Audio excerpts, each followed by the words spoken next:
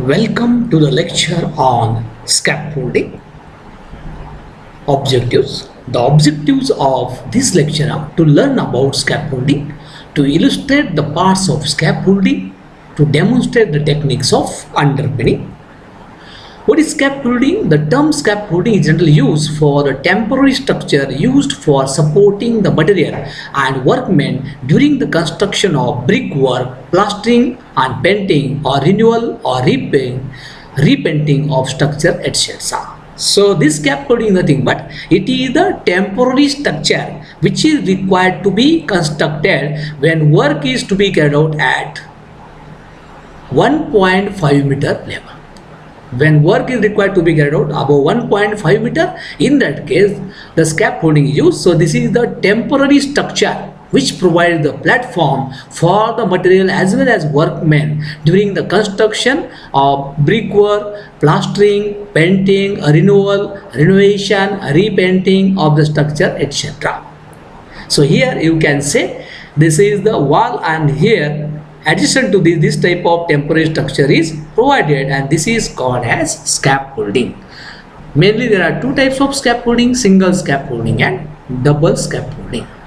So now there are different technical terms associated with the scaffolding: standards, ledges, braces, putlocks, transoms, bridle, boarding, guardrail, toe board, base plate also. Standard: the vertical posts are called as standards, also called as uprights. The vertical supports are called as standards. The horizontal members parallel to the wall are called as ledges.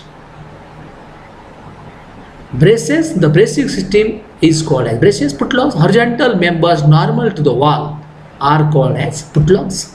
Transoms: putlocks whose both ends are supported on ledges in double scaffolding are called as transoms. Member used to bridge opening is called as bridle. Planks or platform on which workmen stand or material is kept, it is called as boarding. Rail provided at about 1 meter level to guard the men working on the boarding is called as guardrail to protect the person working on the platform. Toe boards: boards placed parallel to the boarding near the wall to give protection to the workers. Base plate or sole plates: these are plates placed on the ground supporting the standards. Again we shall discuss these technical terms or these elements along with the scaffolding. Now single scaffolding, as its name suggests, this type of scaffolding is mostly used for brickwork and consists of an outer row of verticals called as standard. It consists of only one row of standards or single row of standards, and that's why this is called as single scaffolding. The standards are kept 1.2 meter away from the wall and 1.5 to 2 meter apart.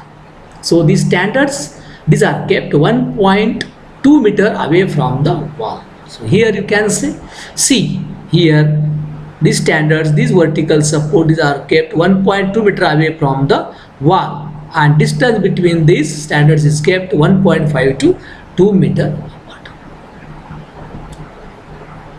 The standards are connected each other by ledges right angle to the standards. These are laid at different levels of working. The standards are connected to each other with the help of horizontal members which are parallel to the wall. These are called as ledges. These are called as ledges, and these are tied at different levels of working. Normally at working level, at various levels these are provided. The cross members called as putlocks are tied to the standards at the outer ends with rope, lashing and rest on the wall being built inside.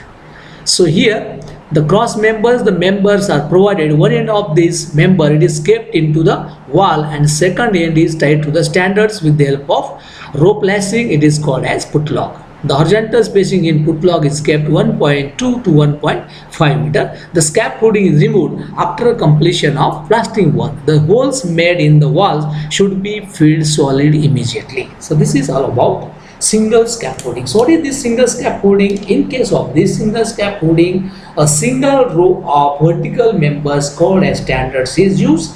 These standards are kept 1.2 meter away from the wall, and distance between these standards is kept 1.5 to 2 meter apart. and these standards are connected each other with the help of ledges, and these ledges are at right angle to the standards or parallel to the wall. Then the cross members called as putlogs are tied to the standards at outer end with the help of rope lacing, and another end is kept inside the wall. The platform is carried on the putlogs. So on the putlogs platform, or you can say planks, are kept where the person working can stand, or it is useful to put the material. The horizontal spacing in putlog is kept 1.2 to 1.5 meter. The scaffolding is removed. When it is removed, the scaffolding is removed after completion of plastering work. The holes made in the wall should be filled solid immediately after removing it. So here you can see single scaffolding. So this is the single scaffolding. Already we have discussed each and every part of this. So it consists of standards. Base plate or sole plate is kept below these standards. Ledges are there, putlogs are there, planks or boardings are there, braces and guardrails are provided. So here you can see this vertical member is standard. Vertical member is standard. Then these are the ledges which are used to tie the standards, and then these members, these are called as putlogs. One end is tied to the standard with the help of lashing, another is put into the wall, and on these putlogs this type of platform is provided which is called as planks. It is also called as boarding, and here you can say this type of guardrails are provided to protect the person working on. This is the 3D view of this single scaffolding. Now double scaffolding, as name suggests, double scaffolding. So in case of it, two rows of standards are used. This type of scaffolding is stronger than single scaffolding and used for the construction of stone masonry or plastic work. It has pairs of standards or vertical. The putlogs, instead of being supported on the wall, are supported on the inner of an inner system of verticals and longitudinal. Raking shore are provided to prevent the slipping of scaffolding away from the wall. So here, as these two standards are provided, and here these members called as putlogs, these are not supported into the wall. These are supported with the help of ledges and standards.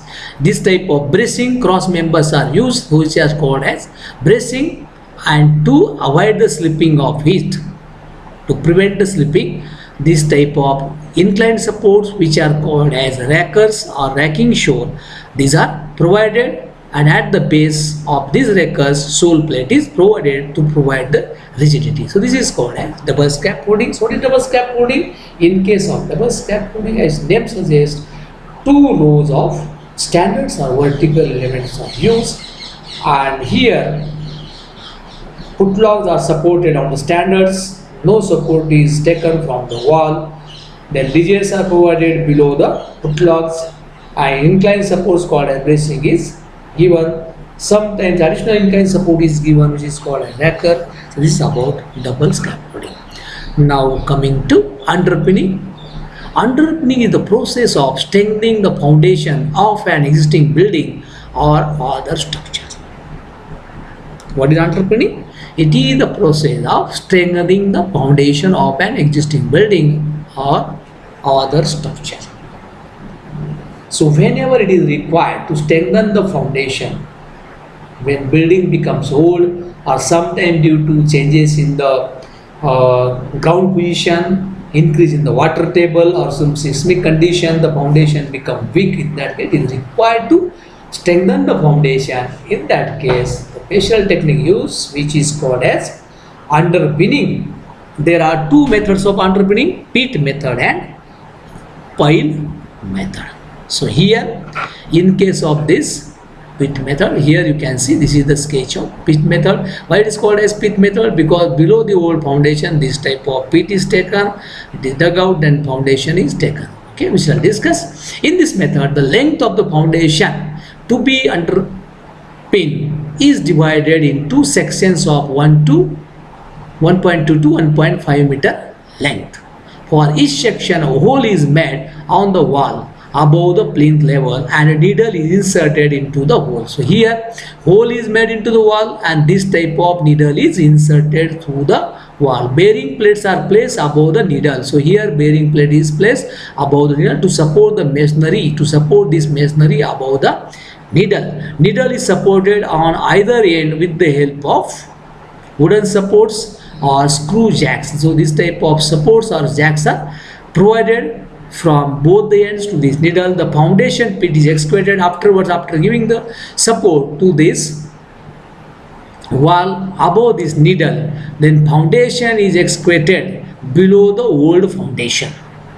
Foundation pit is excavated up to a desired level and new foundation is constructed. Here you can see, here new foundation is constructed below this so that proper strength will be given to this old foundation as well as old structure. So this is regarding pit method by this needle beam. Now next is underpinning by cantilever needle beam method. This is also a pit method. So in case of this, cantilever needle beam is provided. In the previous one, the beam needle is inserted through the wall and it is supported from both ends. Here support is given to only one end. If an interior strong column exists, interior strong column exists, or if the foundation is to be extended only to one side, cantilever needle beam may be used in place of central needle beam method. So when it is used, if interior strong column exists, if interior strong column exists, this type of interior strong column exists, in that case support can be taken with the help of this. And so here in case of this, cantilever needle beam method is used. A jack is placed between the column and wall. So here why it is called as cantilever? Because needle is taken only to one side, so it is cantilever. It is supported at one end with the help of existing interior good column, strong column, and at the center hydraulic jack is provided. This is regarding cantilever needle beam method. Now second method is pile method. So here in this method, piles are driven at regular interval along both sides of the wall. The piles are connected by concrete or steel needle which penetrate through the walls. These beams also act as pile caps. This method is effective in clay soil and in waterlogged areas. The existing foundation is very much relieved of the load. Figure 3 illustrates the pile method of underpinning. So in case of this pile method, the piles are taken, let this as a existing structure, and here we have to give support to this. So piles are taken like this, and then through this pile this type of needle is inserted. It works as a pile cap. So wherever waterlogged area is there or clay soil is there, in case of the, instead of excavating the pit and reducing the strength of soil, here piles are driven, and then from the wall this type of needle, it is penetrated, it is supported on this pile cap, and obviously this wall or this structure will get supported with the help of this. So this is called as pile method. This is all about scaffolding as